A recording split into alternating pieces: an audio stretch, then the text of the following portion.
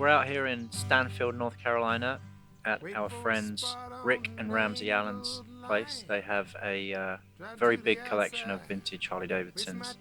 So we're looking for some parts for the project, a few bits and pieces, but also to check out two of Rick's bikes, which are Bronco Bronze, just to compare a couple of things, the color to the tanks, and various little bits and pieces just for the project, to keep us on track and to make sure we're doing it right.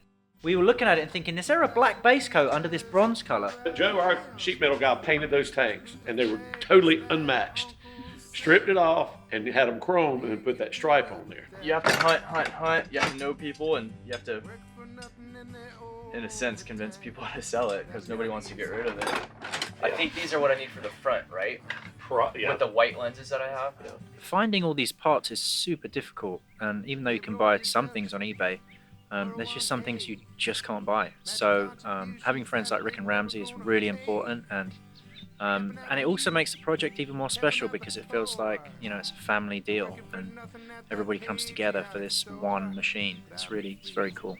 We're coming up on final assembly here. It's been actually to this day 3 weeks. Cleaning took a lot longer than expected. You know, at first talking to Jake, we wanted to keep a lot of the stained and, you know, some of the grunge that it picked up over the years. I mean, it's hard to find some of these parts as it is, but to find them in this condition is it's pretty mind-blowing. There's a lot of parts in there that you would just assume are going to be replaced anyways. A lot of bushings in the cam chest. There was 34,000 miles on the odometer, but you can really tell the engines have been babied and, you know, not abused. So you hear a lot of rumors of this is how they did it in the factory back then. No, they did it this way.